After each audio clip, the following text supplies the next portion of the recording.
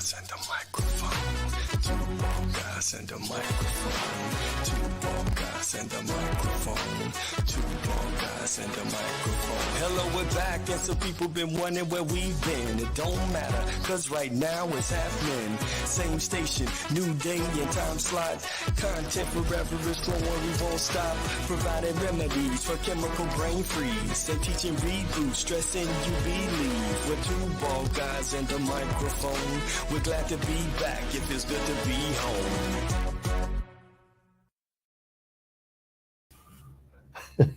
Welcome in to Two Bald Guys and a Microphone. Of course, Two Bald Guys brought to you through the financial support of our good friends over at Natural Therapy Wellness Center, www.mchenrymassage.com, 815-385-8190.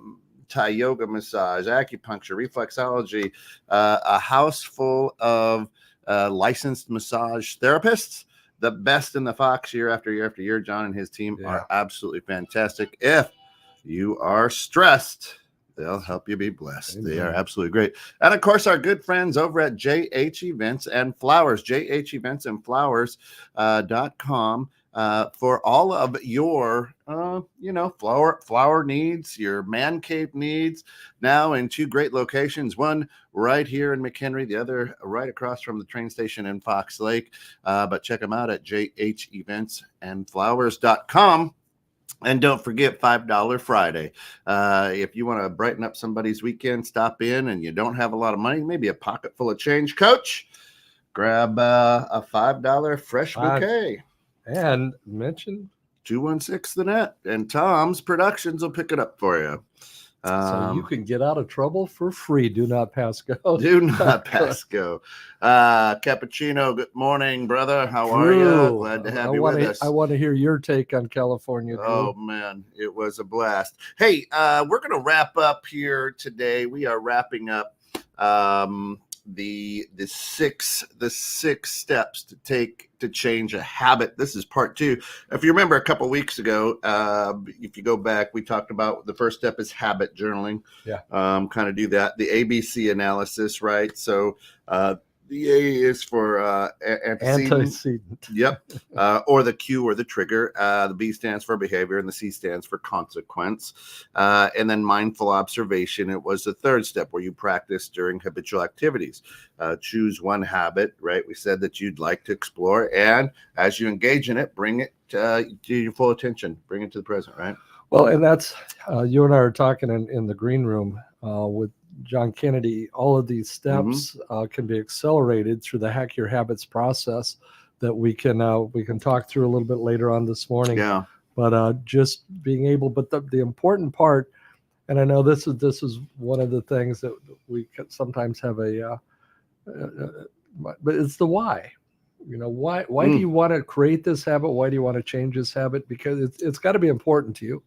If it's not important to you, I need to quit smoking because, my wife says I need to quit smoking. But but unless it's important to you, unless you have a reason, it's really not going to happen. Yeah, and that's really the fourth step, right? I'm going to jump right into it. You and I have talked about this probably back in 2016, 2017 when we first rolled out this show, but we talked about. And step 4 of taking a step to change a habit is the 7 whys technique, right? So in other words, you and I said, if people can adopt the 7 whys technique to dig deeper into the root cause of a habit, you start by asking why you engaged in a particular habit, then follow up with why. 7 times. And you and I have said that once you get to that 7th why, it's guttural at that point. Yeah, it gets down deep. And once you do that, when you go deeper and deeper and deeper into those motivations, into why you're doing something, this exercise helps you unveil underlying beliefs, emotions, or needs that drive the habit. So it's easy, I want to, we'll just stay with smoking because you brought that up. I want to stop smoking. Why? It's bad for you. Somebody told me it's bad. Right. If you stop at one, not a lot of push, not a lot of, But why? well, Why is it bad for you? right. And then you go, well, it gives me bad breath. My wife won't kiss me till I brush my teeth. Right. I'm not kissing you. Go brush your teeth, you dog. Why? Coffee does too, but I'm not giving that up. Right. And the more truth you can breathe into that why, especially the sixth or seventh why. Yeah. And once you get to that seventh, it should almost be moving you to tears. Yeah. When you can do that, and you have to be really, really honest, with yourself. One of the big things that I do when I'm working from my home office is, instead of reading or something like that, I get to a point where I'm working on a project and I stand up and I go, well, let me go see what there is to snack on. I'm not even hungry, right? Right, but you're at a break, and that snack. Well, I feel right. you.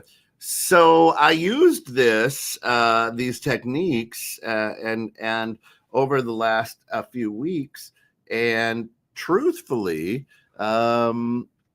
it's worked. Right. So now, and when we get into number 6, I'll talk more about it, because number 6 is truly, to me, the cement for everything. I mean, the why is important, but not just the surface level why.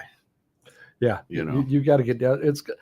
It's got to be important, and we talk about this in our reboot process. Yep. You have to recognize the need to change, and it doesn't matter if the whole world thinks you a jerk. Until you recognize you're a jerk, yeah. you're not going to stop being a jerk. Yeah. Right. And the same comes with any of these habits. Until you recognize that there is a real purpose behind you changing, creating, or making a new habit, yep.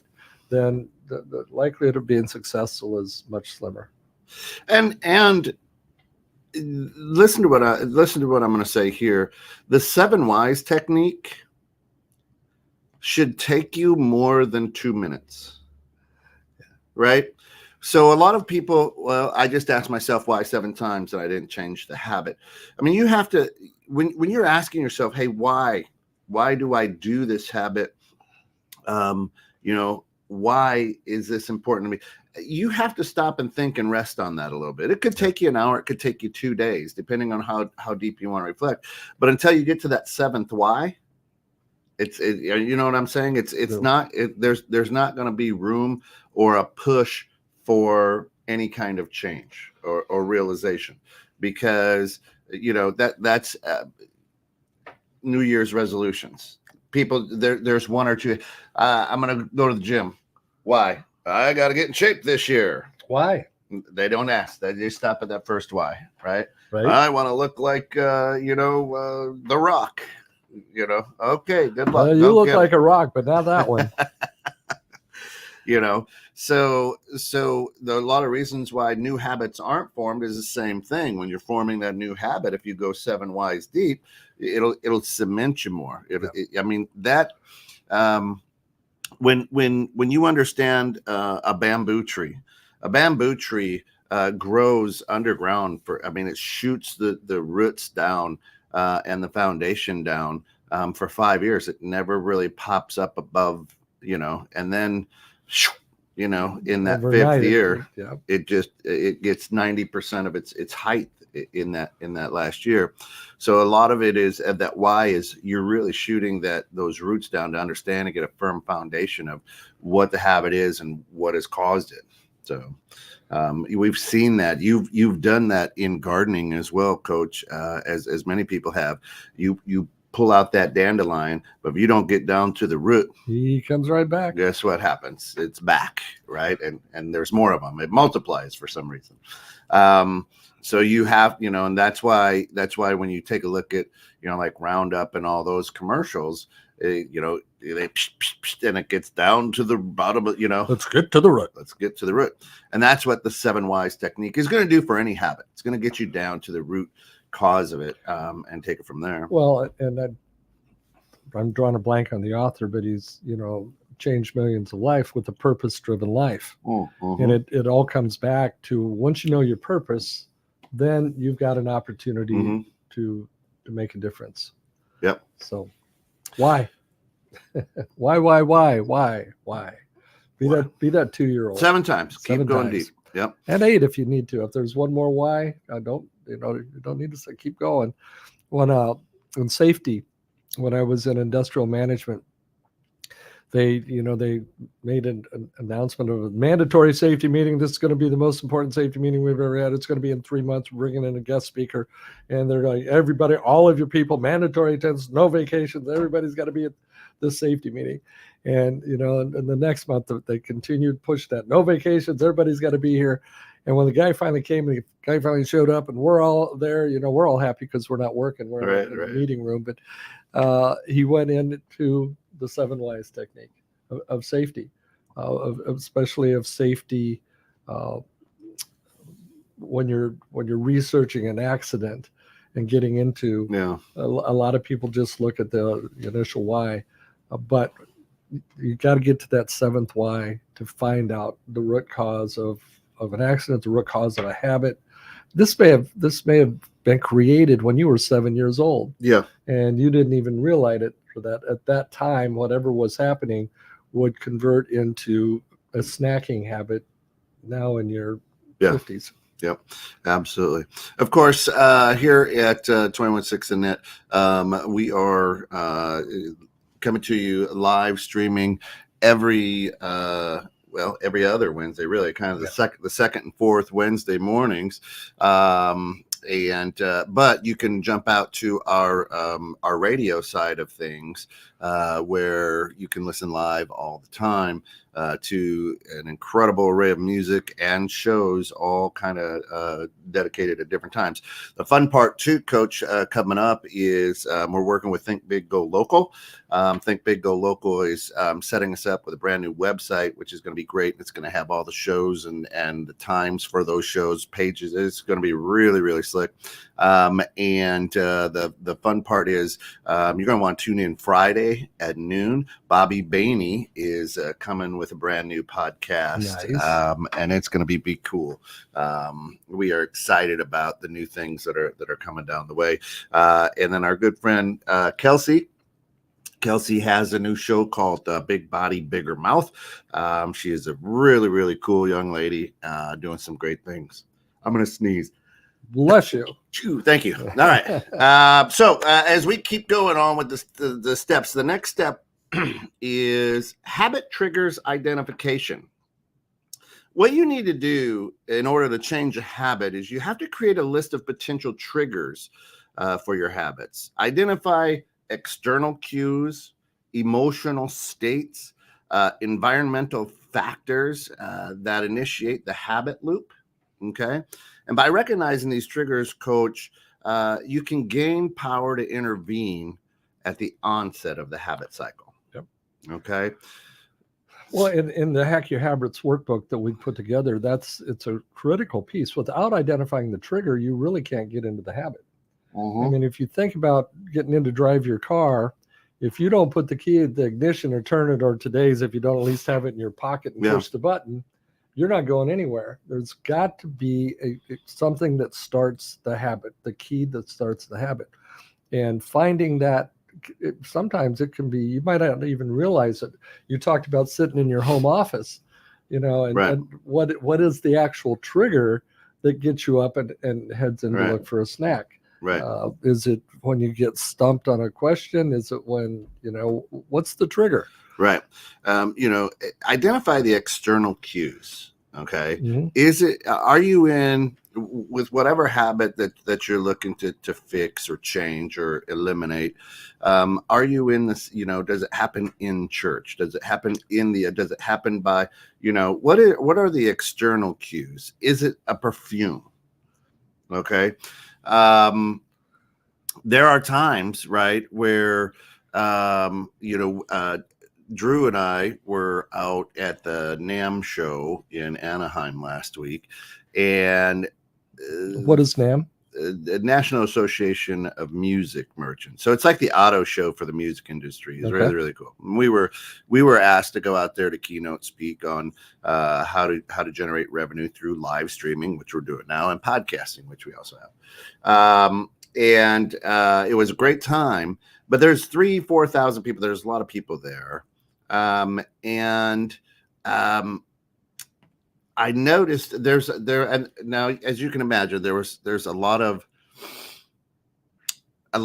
different smells going on with so many people, right? And these are people from all over the world. We met people from South Asia. We met people from Japan. We met people from Europe, France. I mean, that's Europe, I guess, but right, all over. Sat next to on the plane a great guy from Canada, right? On the way out, we sat next to a lovely young lady. Lainey said I'd give you a shout out. So Lainey, good luck on your dream. She's headed over to Lithuania to be a professional soccer player. Oh, wow. Soccer, is that a sport? Yeah, it is over there. Football over there, I think.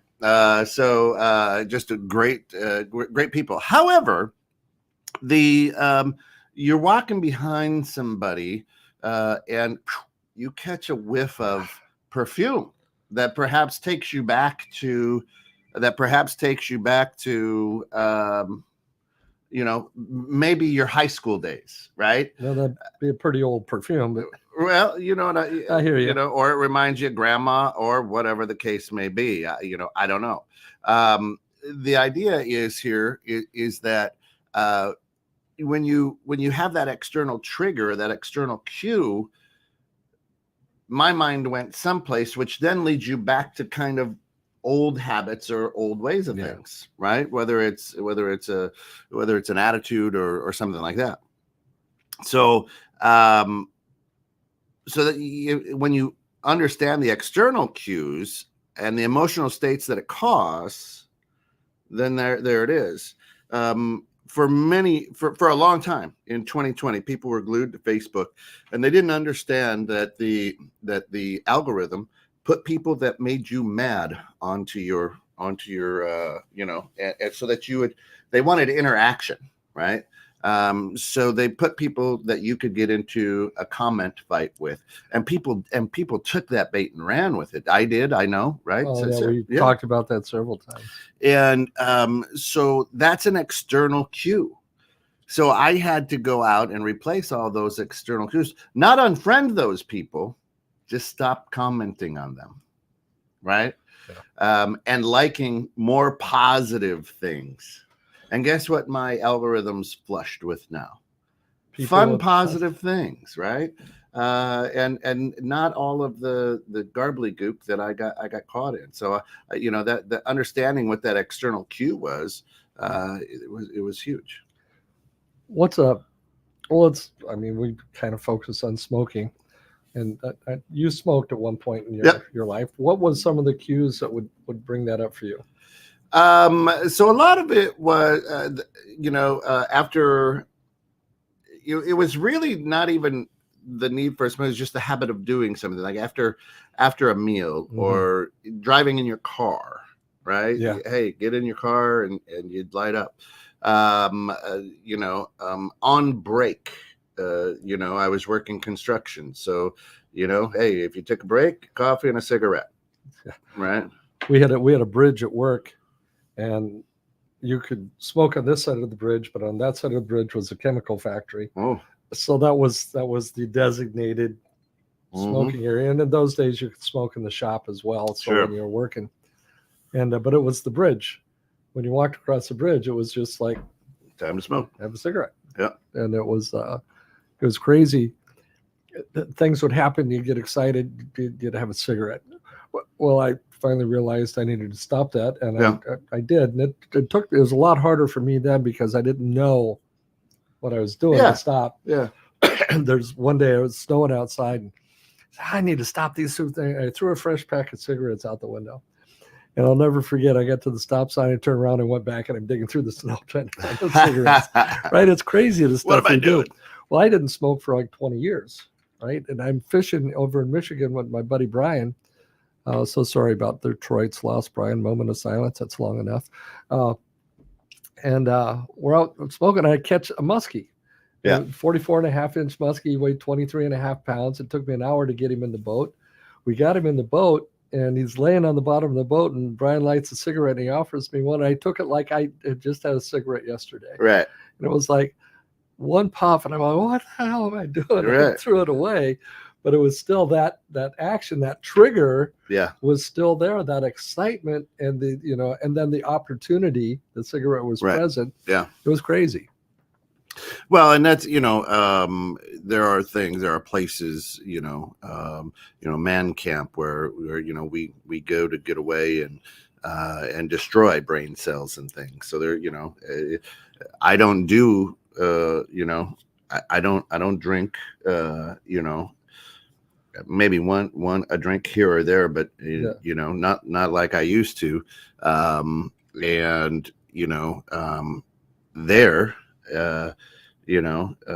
do, and that's just no rhyme or reason. It's just it's man camp. It's what you do, and that's just that's a habitual thing, right? So it is what it is.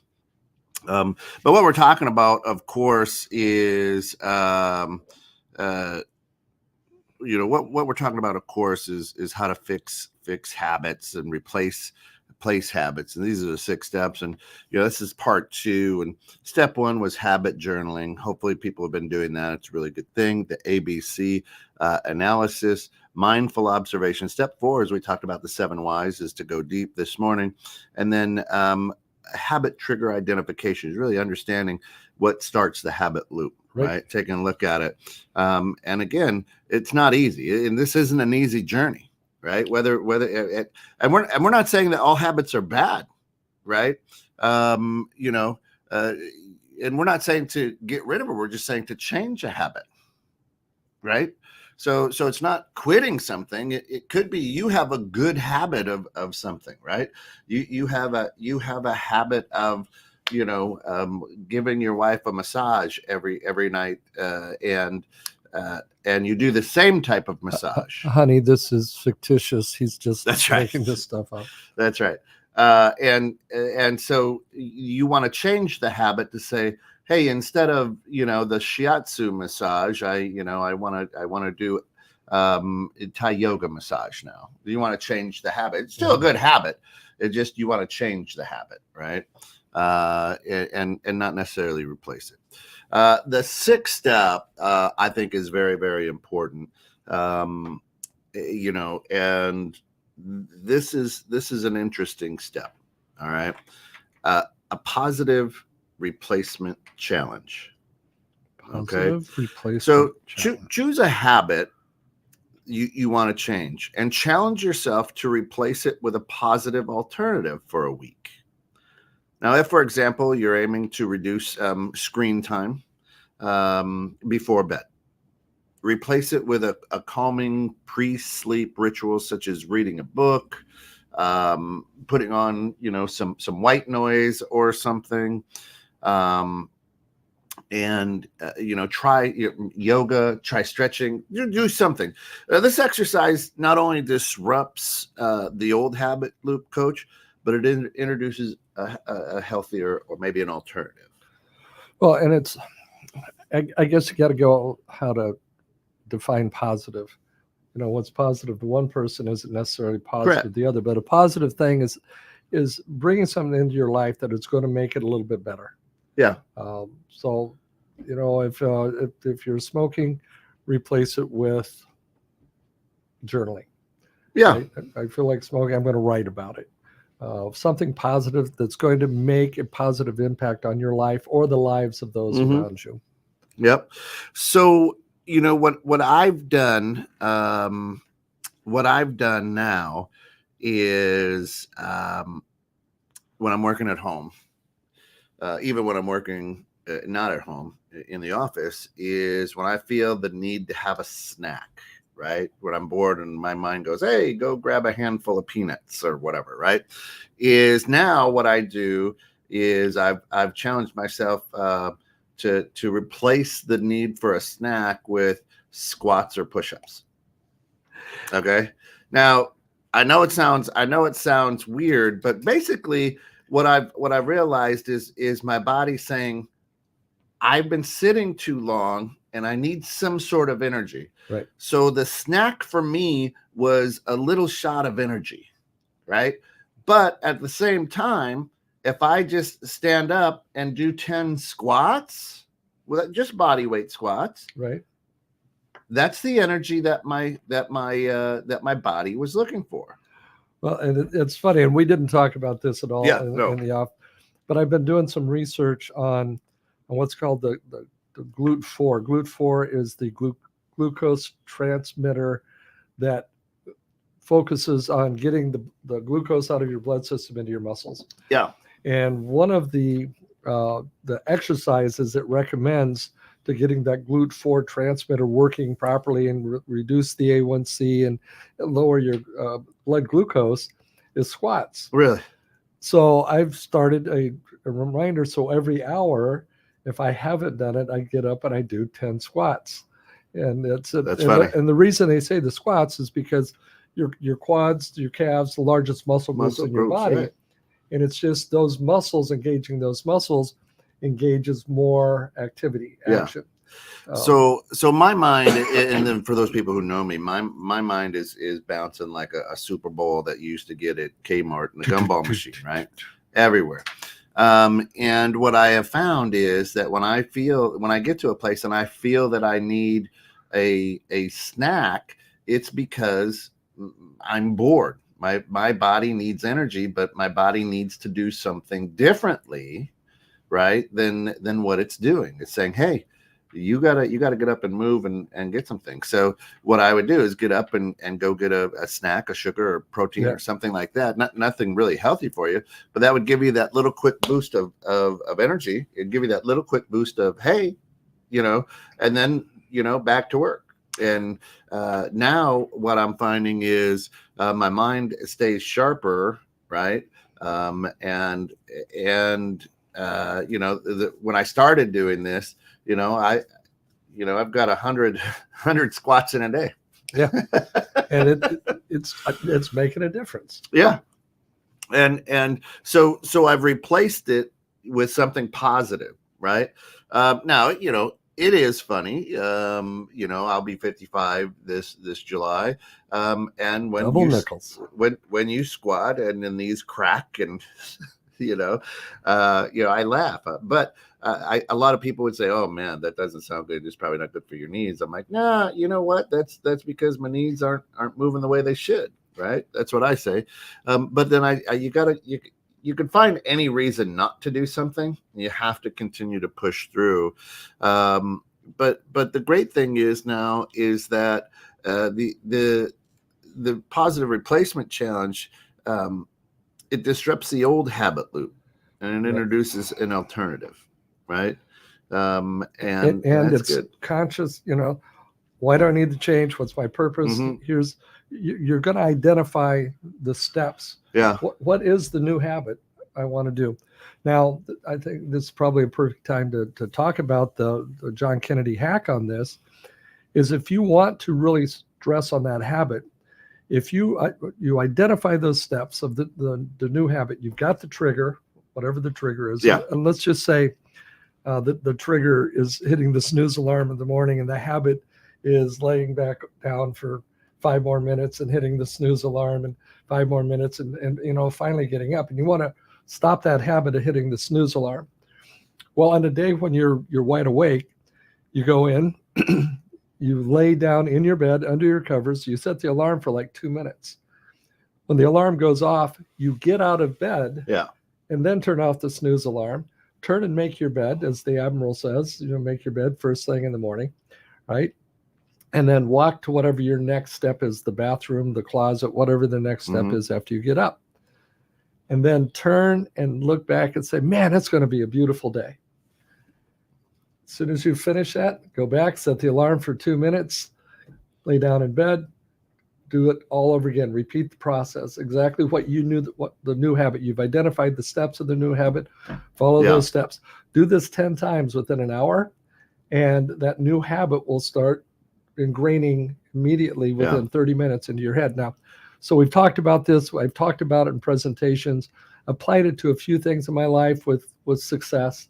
But my wife is like my lover to death. She's my nemesis in some things. Sure. So I said, well, okay, what's one habit you want to establish? She goes, well, I want to work out every day. I said, okay, when do you want to work out every day? She says, well, and she goes to morning mass every morning at Holy Apostles. Yep. She says, when I get home from mass, I want to work out. I said, well, okay, well, the steps for that would be walk in, get your exercise clothes on, go downstairs. This is kind of a lengthy process. I said, let's look at different triggers or something else you do when you get home from exercise. Well, she has all these Jesus calling and all the different readings. She has about 7 different readings she does every morning when she gets home from church. And I said, well, why don't we use that as the trigger? So the trigger, she sat down, she read 1 paragraph out of a book. She got up, she went downstairs, she got on the treadmill for 2 minutes, and then did it all over again. Now, I'm in the other room working, but I can hear her doing this. I'm not I'm not standing with the stopwatch monitoring her. Morning, Eric. Good morning. Good morning. She does it literally 10 or 11 times, and she hasn't missed a day of exercise in 2 weeks now. Yeah. But it comes back to, it was important to her in the beginning. She just didn't know how to create the habit. Right. Because she'd do it 2 days and then she'd miss 3 days. She'd do it a day and then she'd miss 3 days. And now, since following the Hack Your Habit process of everything we've talked about, but now accelerate that into a half hour, an hour of no distractions. Take your phone, put it on silence, take and do the steps of the habit 10 times within an hour. I'm working with Christine, a friend of mine right now, and she's really wants to stop smoking. So we're going to apply this in the thing. I've asked her to identify her triggers. And so over the next week sometime, we're going to sit down and apply this. Wish you could do it like our good friend Tom, right? I got throat cancer. Well, that's a good way to stop smoking. That call will never leave me. So again, we're talking about the 6 steps to change a habit, not necessarily get rid of something. It doesn't have to be a bad habit. You may just want to change a good habit to better, right? A good habit to great. So these 6 steps are really ways to transform and get you out there, right? And by doing so, it's going to free up a lot of psychological space for you, right? Because if you've tried to change a habit at any point in your life and you have been unsuccessful, there's that inner battle that you struggle with, right? And that inner conflict. Man, I know I shouldn't be doing this. I've tried so hard to stop. I know it, And so every time you do that habit, there's that friction, that push and pull going on mentally. The angel and devil. Right. And that eats a lot of energy, right? And it creates self-doubt. It creates an illusion of I'm not good enough. But growing up, we never, no one ever shared with us ideas on how to change a habit. Growing up back in the 1900s, mid to late 1900s, it was, it's just like, get over it, get through it. It's part of life, right? And nobody really took the time to say, hey, this is going to be a battle. It's going to be hard to do. You need to focus here. You know what I mean? Right. Here's 6 steps. Let's see what Eric has to say. Eric and one of my favorite guys out there on social media. I haven't met him personally. Follow him, but just great stuff and incredible man with a beautiful family. Eric says, for me, I have found that taking things out of my life is hard. Filling my life with other things slowly pushes the bad things out. If you feed your focus, you starve your distractions. Very nice. Yeah. Poor squirrels. Yeah. And I like that, and that kind of goes along with what we said there. Number 6 was that positive replacement challenge. So instead of really focusing on, it sounds to me, Eric, and I'll put words in your mouth because it's my show. Anyway, it's our show. Yeah, it's our show, right? Is it's that positive replacement. Instead of focusing on perhaps the habit or a thing that you want to change, you're doing the positive replacement, focusing more there, and it's feeding your focus then, and you're leaning into that more, which then starves the distraction or pushes out perhaps the space for the habit that you didn't like.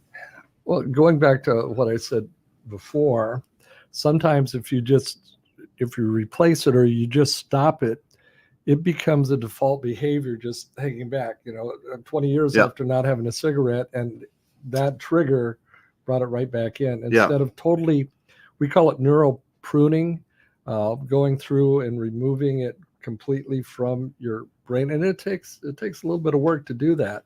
Otherwise, you're just covering up. There's an old saying that says there's nothing worse than a sober alcoholic. Right. Because they're sober, but they're not going through their steps to stay that way. They're just waiting for that moment to fall off the wagon. Yeah.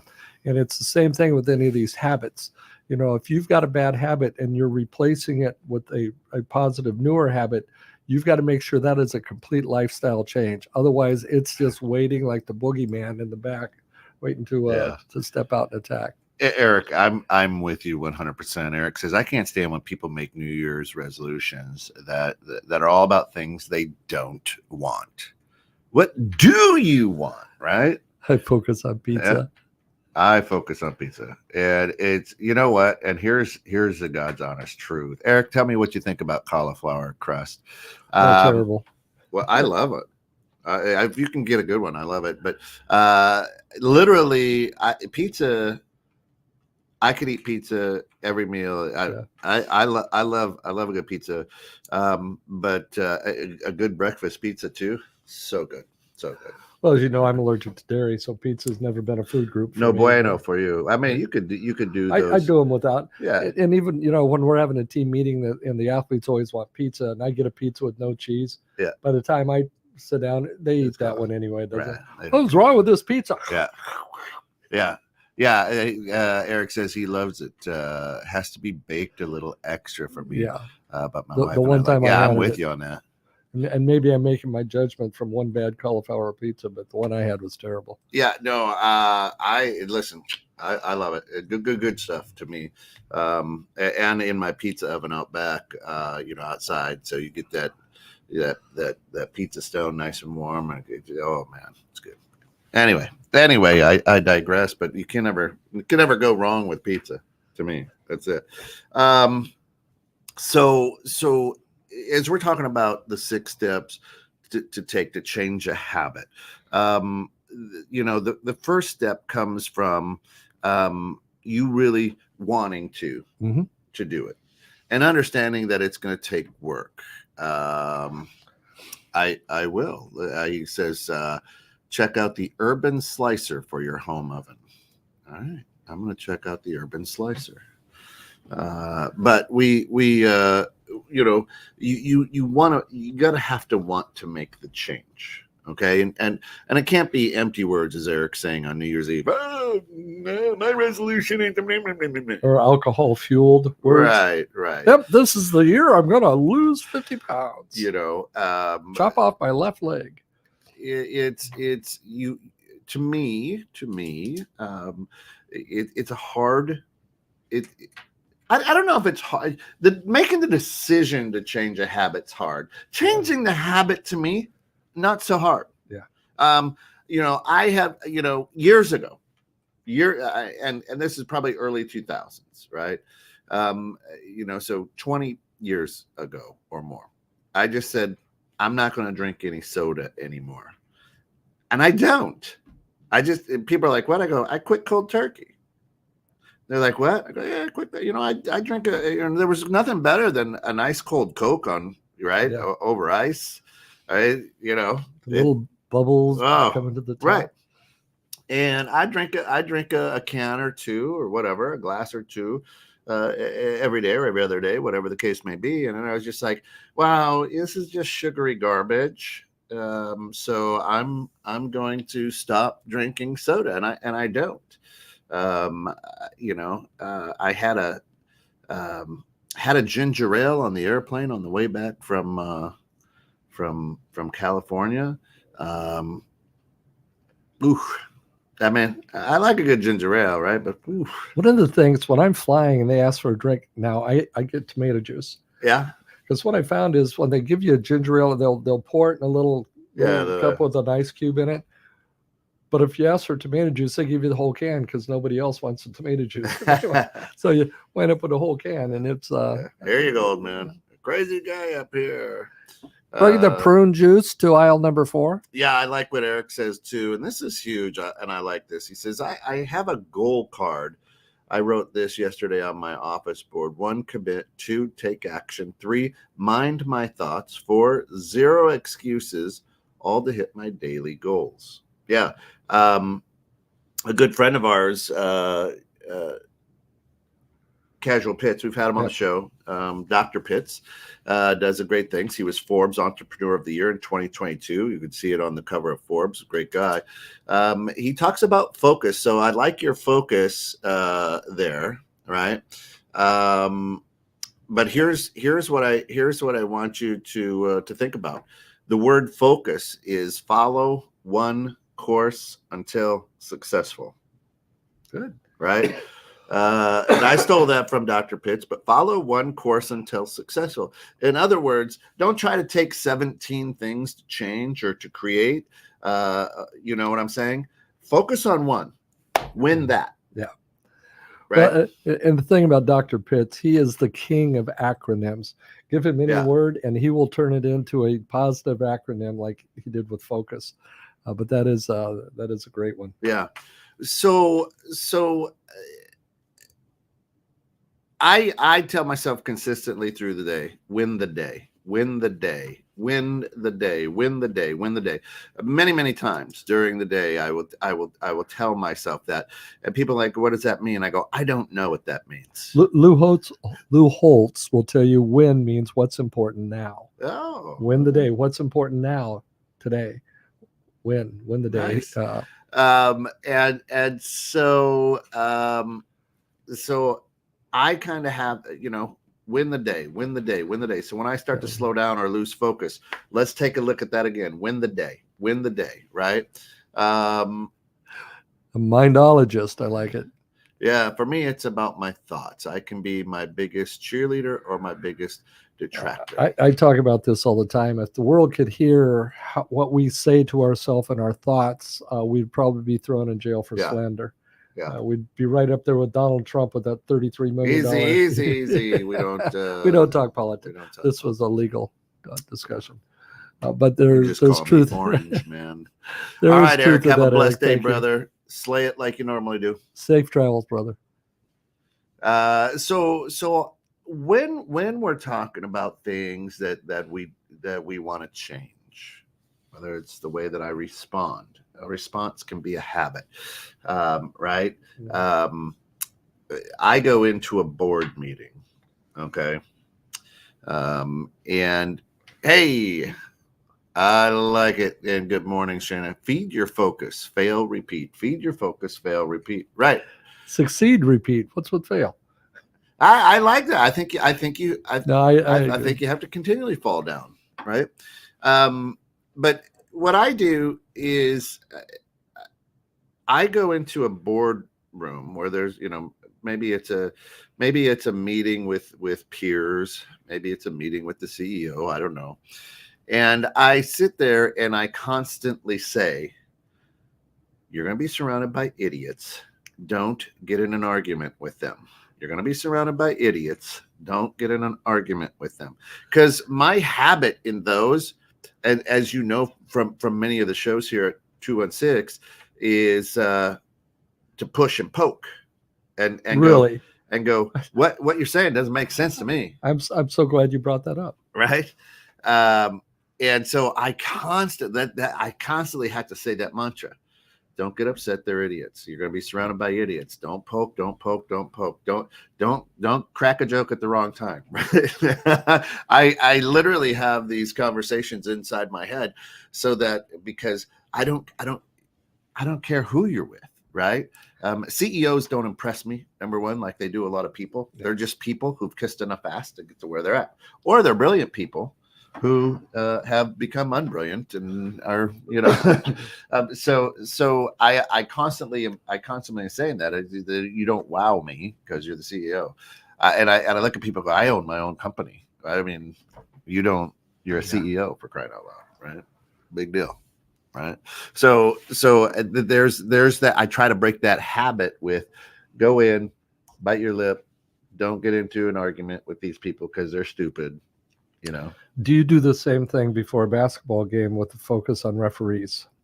Do you consciously not say things to the referees? Does it slip out sometimes? I mean, you're intense. No. So, well, scars on your tongue. I know. Yeah, I've bit through it.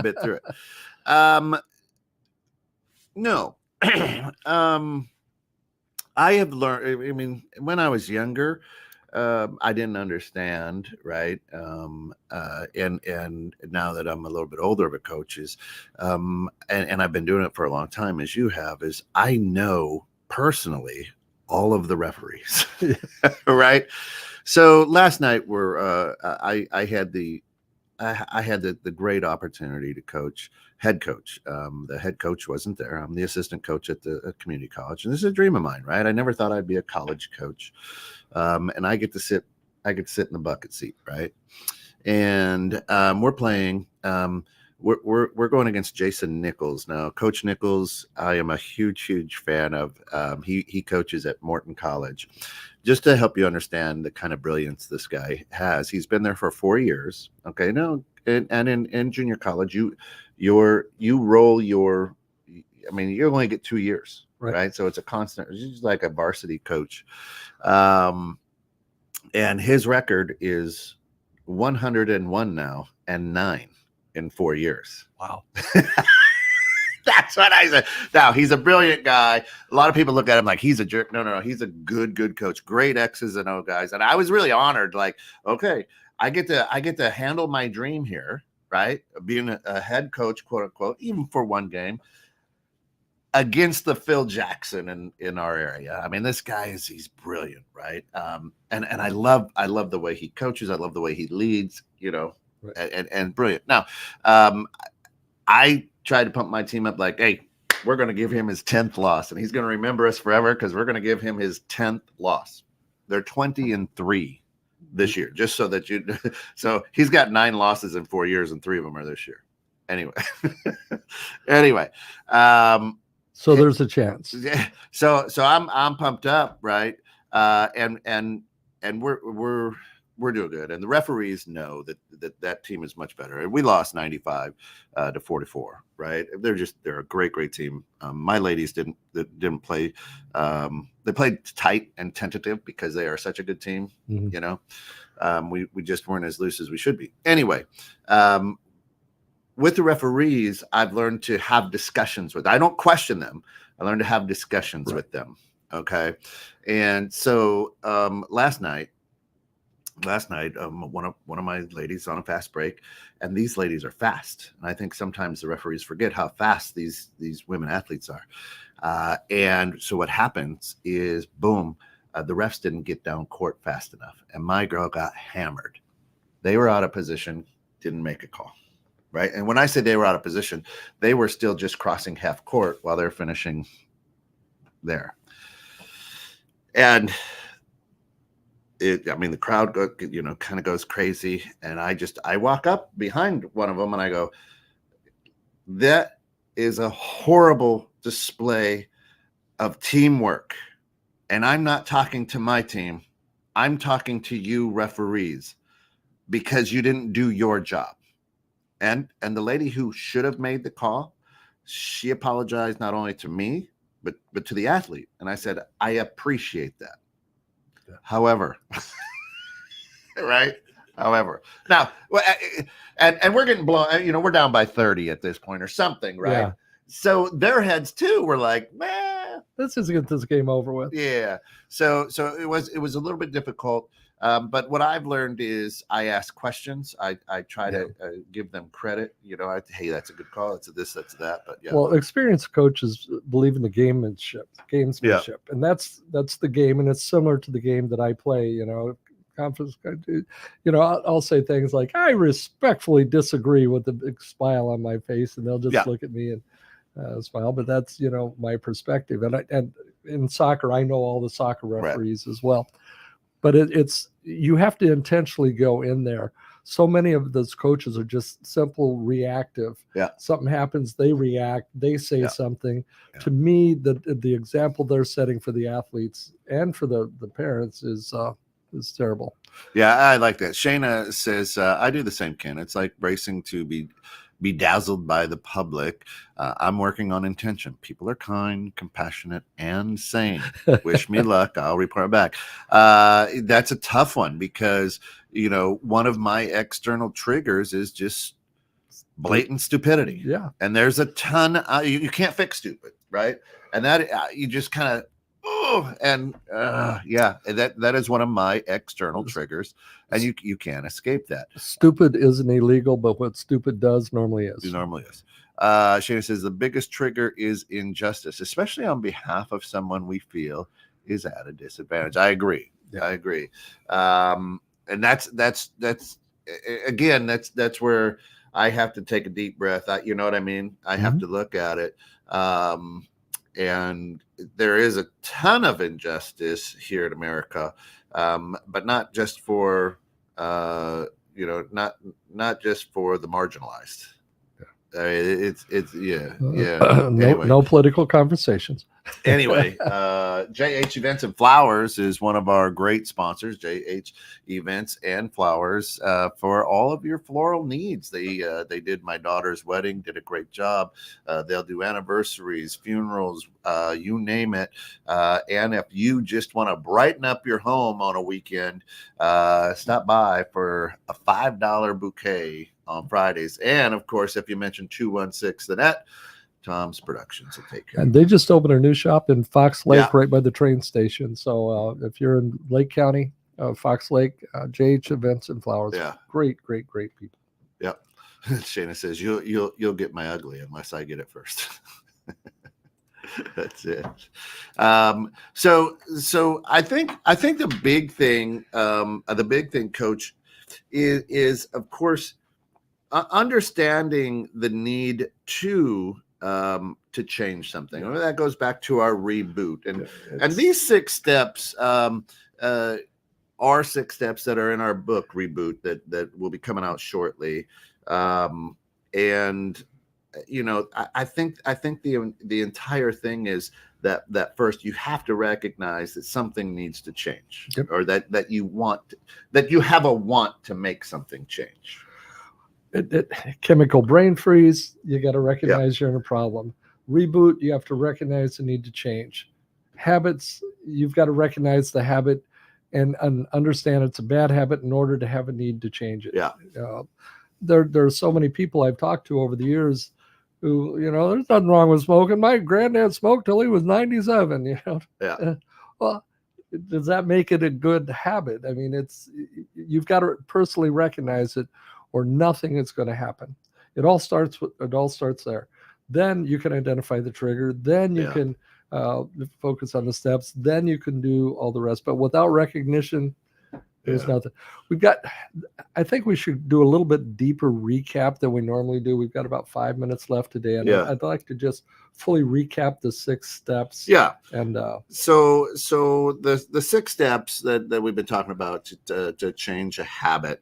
Number 1 is habit journaling. Have you done that? Yes. And it's great. And boy, does it really make you go, well, that's weird. Begin by keeping a habit journal for a week. Document the daily routines, paying special attention to the habits you want to understand better. Not change, just understand better. to your point, we used you go the same way to the station every day. Yeah. And so I start watching that, right? And so I understand why I do that, right? The journal will serve as a mirror for you, reflecting the context and triggers surrounding this habits. Step number 2 is the ABC analysis. So the A is antecedent, or the cue, or the trigger. Right. Pay attention to that. B stands for the behavior or the habit itself. And C stands for consequence, or the reward of the outcome. So with this framework, you dissect each habit by asking yourself, what triggers this habit? What is the behavior it prompts? And what reward or consequence follows? Right? I'm going to bring up, this is kind of a silly thing, but my charging cord for my phone lays next to my bedstand. And in the morning, I unplug it and just let it drop on the floor. Doesn't bother me. Next night, I pick it up and I plug it in. That bothered my wife, because when she vacuums a couple of times, it would vacuum the end of the cord up in the vacuum. And she's like, would you put your cord up on top? In the beginning, it wasn't important to me. Once it became important to her and she brought it up, I thought, I need to do that. Well, it was funny, but I couldn't get in the habit of putting the cord where it didn't wind up on the floor. So I applied the steps to it. I looked at it. Why was it important? Well, I didn't care, but it was important to my wife. And so that became my driving force to make this new habit of, I got a little, the little handle on the drawer of the bedstand, and I just loop it through there and put it down. Now, every morning when I unplug the phone from the stand, I thread it through there. It stays off the floor. She's happy. And it's a simple thing, but it's one of those behaviors that was able to change using this process. I love it. And I love what habits you want to understand better. And that's the real thing. You don't necessarily need to change it, but I just think that understanding is good. Mindful observation is step 3. So practice mindfulness during the habitual activities. Choose one habit you'd like to explore. And as you engage in it, bring your full attention to the present moment. Again, driving in the same way, or the cord, and understand that. Mindful observation allows you to detach from the automatic nature of the behavior, providing insights into its deeper layers. Yep. Step number 4 is the 7 whys technique. Ask yourself that why. Drive it down 7 times, each time probing deeper into the motivations. Right? You can't just keep it on the surface level. Go deep with this. This exercise helps unveil underlying beliefs, emotions, or needs that drive the habit. Step number 5 is habit trigger identification. So you create a list of potential triggers for your habits. Identify the external cues, emotional states you're in, or the environmental factors that initiate the habit loop. By recognizing these triggers, you gain the power to intervene at the onset of a habit cycle. Is it possible for there to be different triggers to cause the same habit? Absolutely. You have an example at the top? And I guess sure. I love donuts. I absolutely love donuts. I could eat. Crawl inside of a box of donuts and bathe in them. The donut toss. I absolutely love it. Right.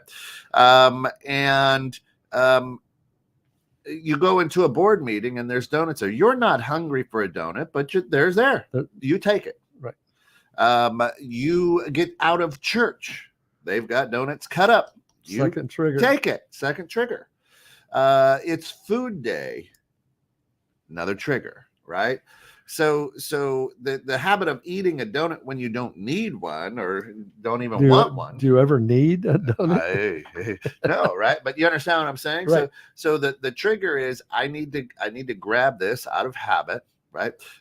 We can use the same thing for alcohol, right? You go to a mixer for the Chamber of Commerce. You're not going to drink on a Wednesday afternoon. You don't normally drink on a Wednesday afternoon. But there's a free beer. And I'm around the people, right?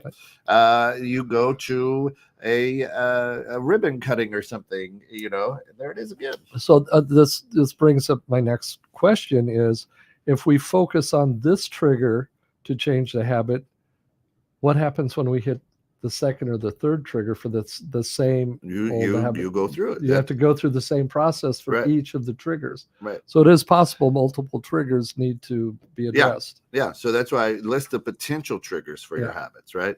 And yeah, you may have to roll through these 6 steps 3 times. That's 18 times. Yeah. You're working through it to understand a habit better, right? And then 6 is a positive replacement challenge. We talked a little bit about it earlier, but now if I think I need to have a snack as I'm working from home, I'll do 10 squats, right? The other day, 100 squats, you know. That'd be like 1,000. So, you know, replace that habit with a positive alternative and do it just for a week. See what happens. You know, again, we use the example of reducing screen time before bed, and you're good to go. But through these practical exercises, Coach, you're going to embark on a journey of self-discovery, shedding light on the intricacies of your habits. Okay. The power lies in the combination of self-reflection and mindful observation, offering you the tools to unravel the hidden patterns that shape your behavior and empowering you to consciously redesign your habits for a more intentional and fulfilling life. I love it. And if you'd like to understand a little bit more about the neuroscience behind habits, shoot me an email, tim@coachpapa.com. Contact us here at the station. I'd be more than happy to send you the ebook version of our the new book, Hack Your Habits. So. Good shout out to our good friends over at JH Events and Flowers for always being biased. Natural Therapy Wellness Center. Call to get a massage. We've got great things happening. Roger That Chronicles tomorrow at 11. Lana is not back yet. She had a major surgery. She had, I think it's that gastro, but I don't know what it's called. She's doing great. She's lost over 30 pounds. She not quite 100%. So we're going to push the show off for another week, but she's doing well. Wants all of her fans to know that. We've got Idea Climbing with Mark Carter next week on Wednesday, but Thursday, Roger That, they're going to be talking about a little show and tell. They're going to be talking about showing you things that they had at time of war or whatever that brought them comfort and or got them through things. It's going to be kind of a cool episode. That's tomorrow at 11. And then, of course, Friday, we kick it off with the grounds. We've got the bridge. We've got Innovative Strategies. New show on Friday, high noon. It's right at noon with Bobby Bainey. It's going to be great. So make sure that you are here because she's done TED Talks. She teaches. She's a heck of a motivator. Great lady. Good friend of ours from Think Big, Go Local, who's also working on our new website. Just good stuff just coming down the road constantly. So stay tuned for more. But, you know, that's it for us. We got to bounce. You've been listening to Two Bald Guys and a Microphone. Now, my name is Tim Stewart. I am Coach Papa. And it's time for you to get off the bench and get back in the game. Have an absolutely amazing day. Two bald guys and a microphone. Two bald guys and a microphone. Two bald guys and a microphone. Two bald guys and a microphone. Hello, we're back, and some people been wondering where we've been. It don't matter, cause right now it's happening. Same station, new day and time slot. Content forever is growing, we won't stop. Providing remedies for chemical brain freeze. And teaching reboot, stressing you believe. We're two bald guys and a microphone. We're glad to be back, it feels good to be home.